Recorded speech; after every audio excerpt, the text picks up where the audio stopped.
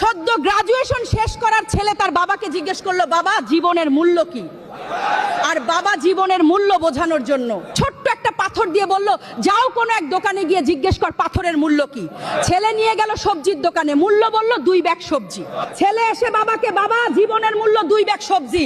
বাবা বলল না, এবার তুমি ওই যে রুমালটা আছে পাথরটা রুমালে মোড়ে কোন একটা বড় দোকানে যাও। ছেলের রীতিমতো তাই করলো এবং বড় একটা দোকানে গেল। দোকানদার সেটাকে ভালোভাবে দেখে শুনে বলল, এই পাথরের বিনিময়ে তুমি সর্বোচ্চ 2 বস্তা চাউল পাবে। ছেলে এসে বাবাকে বলল, বাবা জীবনের মূল্য শুধুই কি 2 বস্তা চাউল? এবার বাবা বলল, আমাদের মখমল যে কাপড়টা আছে সেই কাপড়ে পাথরটা মোড়ে ভালো একটা বড় দোকানে যাও। এবার ছেলে বুদ্ধি করে, একটা জুয়েলার্সের দোকানে ঢুকলো। জুয়েলার্স সেটাকে দেখে শুনে বলল, এটা তো অমূল্য পাথর, তুমি চাইলে পাথরের বিনিময়ে আমার পুরো দোকানটা নিয়ে নিতে পারো। গল্পের ছলে হলেও এটাই সত্য, আপনার জীবন আপনি